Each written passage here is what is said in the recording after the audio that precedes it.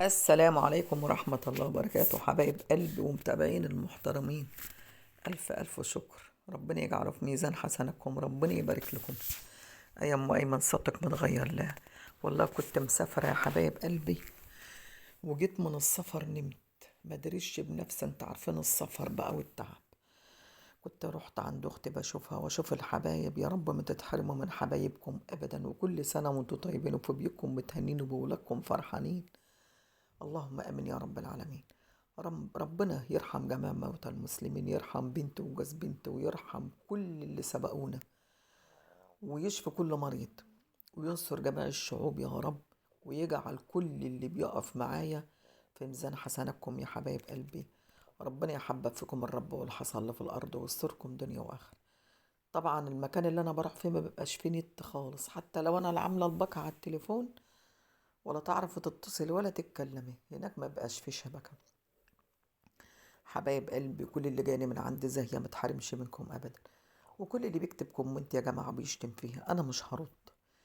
انا مش هرد لان انا ما بحبش الغلط، يعني انا من نفسي ما بحبش الغلط.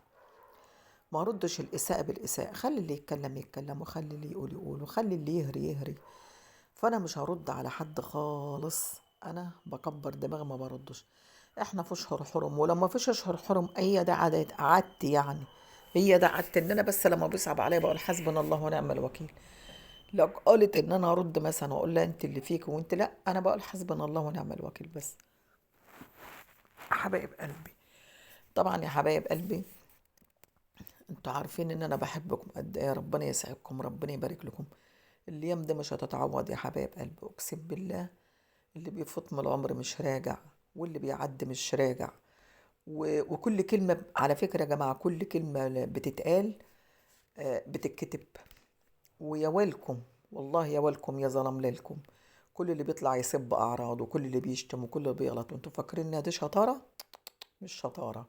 انتوا فاكرين ان انتوا كده لما انتوا بتعملوا كده بتقولوا ده احنا قواي وبننتصر على اللي قدامنا، وبنطلع نغلط فيها ونشتمها ونقول لها يا بنت التيت والتربتيت، وهي ساكتة وما بتردش؟ لا، ده مش ضعف يا حبايب قلبي، ده احترام. ده احترام وذوق وأدب لنفسي، لأهل الناس الكل اللي بيتفرجوا عليا. عرفتوا يا حبايب قلبي؟ فأنا مش هرد، أنا مش هرد. طب انت طالعة النهاردة بتتكلم على يا أم أيمن، والله يا جماعة الخير أنا بنصحكم إن انتوا خدوا هدنة شوية، خدوا هدنة شوية عن المشاكل وعن القيل والقال، وسيبوا الملك للمالك.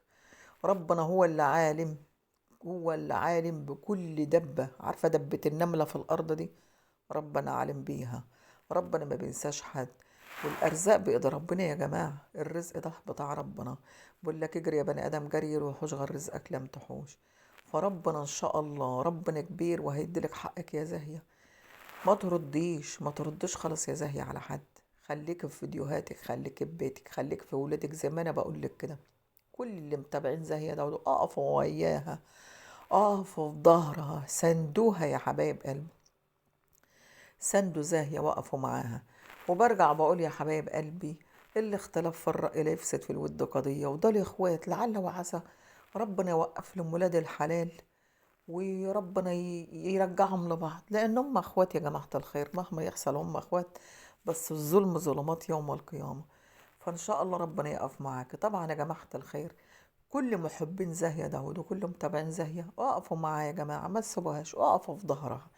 بس ما تطلعيش ولا ترد ولا تتكلم، ما تديهمش فرصة يا حبيبة قلبي، ما تديش لحد فرصة عامة. فربنا يصلح الحال ويروق البال. ده بالنسبة لزاهية داود يا جماعة. ما ترديش، ما ترديش. اطلع واعمل فيديوهاتك، اعمل لايفاتك، روتوناتك، اكلك شربك، ما ترديش يا حبيبة قلبي. ليك يا رب، ليك يا رب هيرد عنك، ليك يا رب. لكن يا جماعة بالنسبة لأختها، أنا ما طلعتش ولا غلطت فيها، وأنا كنت غلطت ولا شتمت. انتوا تزعلوا، تزعلوا لما تعرفوا مثلا ان انا شتمت حد او غلطت في حد. إيه، لكن انا ما بشتمش، انا ما بغلطش، انا ما بغلطش. فربنا يصلح حالهم ويروق بالهم. طبعا يا جماعة الخير، كل اللي يشوفني بتكلم على زاهر انت قبضتي. طب ما انتوا كنتوا بتدافعوا عن زاهية، انتوا كنتوا بتقبضوا، يعني خليكم انتوا مكاني دلوقتي. انتوا كده مكاني، انتوا ساعة كنتوا بتدافعوا عن زاهية وبتحبوها، كنتوا انتوا بتاخدوا فلوس عشان تقولوا لي ان انا قبضت؟ ما هو انتوا بصوا، يعني انا بستعجب على كده. ما هو انتوا مريتوا بالظروف دي يا حبايبي، انتوا مريتوا بالظروف دي. انتوا ساعة كنتوا بتدافعوا عن زاهية وتشكروا فيها، انتوا قبضتوا؟ زاهية قبضتكم لما هتقبضنا انا او اي قناة تانية؟ انا عامة يا جماعة لا قبضت ولا صرفت، اقسم بالله وربنا هو اللي يعلم. حتى كنت مستنية ان تجيني حتى الرسالة الشهر ده، والله ما قبضت. والله ما قبضت، انا ما بكدبش. لما كنت بقبض بطلع بقول لهم تعالوا ده انا فرحت، ده انا قبضت، جبت لبس، جبت رز، جبت زيت، جبت سكر. هو ده يا جماعة اللي انا بقول عليه. انما انتوا عمالين تبهدله وشتيمة وغلط. لا ده كله، لا ده كله انتوا بتعملوا في نفسكم كده ليه؟ لا حول ولا قوة، والله ما انش عارفة اقول لكم ايه. اقسم بالله يا جماعة الخير، لما تروحوا تقعدوا مع حبايبكم كده ومع اخواتكم، الدنيا ما فيها. يعني انا النهارده لما رحت كده قعدت مع اختي وولاد اختي ونسوان ولاد اختي، وتقعدي كده، صلة الرحم ده حاجة تانية يا جماعة. لما تقعدي مع اختك كده انت نفسيتك بترتاح، حتى لو انت ماشية تعبانة او زهقانة من بيتك وبتروح عند اختك، يعني انت بتفك عن نفسك حتى مع اختك. بتقعدوا تشكوا لبعض، بتقعدوا مثلا تحكوا لبعض، بتاكلوا لقمة حلوة ويا بعض. مش كان في مثل زمان يقول لك لما جارتك هتتفقع بمرتك؟ هو ده اللي انا بتكلم فيه يا جماعة الخير.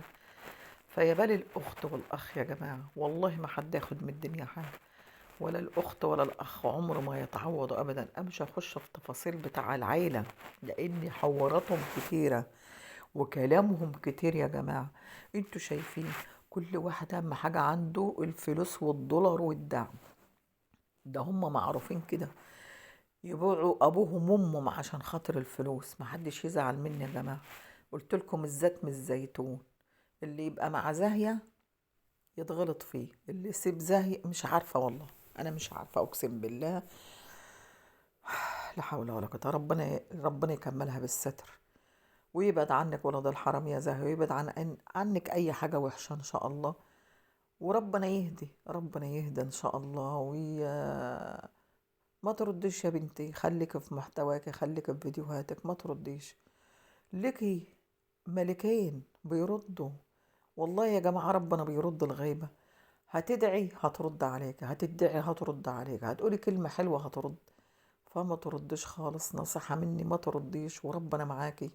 ومحبين زاهية ما تسيبوهاش يا جماعة، اقفوا في ظهرها. كل اللي بيحب زاهية داود ما يسيبها، سندوها، وقفوا في ظهرها، وقفوا معاها، وخلوا بالكم منها. ربنا ان شاء الله يقف معاها، ربنا يقف معاها. وعايزة برضه اقول لك كلمتين لتاتا امال اللي هي في السعودية. يا ام احمد، انت محترمة، انت محترمة وانا بعزك. ما تندميش على حاجة عملتها يا حبيبة قلبي. يكفى بس ان انت يعني كنت فرح الحاجة اللهم صل على النبي. ايوه ام مصطفى لما كانت قاعدة عندك شهر، يكفى بس ان الست دي، يكفى انت خدت رضاها. ان انت كنت مثلا بتخدميها لما زاهية كان بتروح عند مع اخوها وبتجري له الورق وكده، انت كنت مخلية بالك من ام مصطفى. فيكفى ان الست دي ماتت ومدعيه لك يا تاتا امال. فيا تاتا امال ما تمشيش يا حبيبه قلبي ورا اي كلام حد. انت ست محترمه، انت كده كده كده قناتك هتكبر، وانت ما شاء الله انت مش محتاجه القناه. اللهم صل على النبي، اللهم بارك. اما انت بتدي يعني بتدي الخير كتير، وانت محترمه. يعني مثلا لو طلعت واتكلمت ولا حاجه، ما تندمش على حاجه عملتيها. اللي انت عملتيه عند الله. واعتبري زاهية دي اختك برضو، اعتبرها اختك. المصارين في البطن بتعارك، المصارين في البطن بتخانق يا ام احمد. وبرضو ده دخلت بيتك وقعدت معاكي، فخلاص. يعني المواضيع دي ملهاش لازمة يا حبيبة قلبي. انت بتعملي اكلك وبتعملي شربك وفيديوهاتك جميلة، وانتم الخير كله. وخلاص. والحاجة ام مصطفى ساعة ما ماتت ماتت، كفاية بس انها راضية عليكي. والست دي بس كان نفسها في العمرة وراحت عملت العمرة يا جماعة. فوالله العظيم عند ربنا حاجة تانية، سواء انت تسببت فيها، زاهية برضو وياها. بس يكفى بس ان هي الست دي راحت زارت النبي وكان وشها زي طبق الورد، وانت كنت معاها وانا كنت بشوفك. فيا حبيبة قلبي يا تيتا امال، انت محترمة وتشتغلي على الراس، فيا حبيبتي ما تتجرش ولا تمشي، يعني خليكي بصي في الحدود يا حبيبة قلبي. اليوتيوب ده مش صنكع، وانت مش وشي اليوتيوب والمواويل بتاع اليوتيوب، انت ست محترمة حبيبة قلبي يا تيتا امال، وما تندميش على حاجة عملتيها يا حبيبة قلبي. وانت زي ما قلت ان هي لطيفة، الحاجة لطيفة دي ست فعلا، هي ست يا جماعة الخير، هي ست ووصفتها وقالت دي هي ست، وانت باتك مليان بالخير يا تيتا امال، ربنا يكتر عليك الخير يا حبايبي. وده كان الفيديو النهارده يا حبايبي، مع الف سلامة.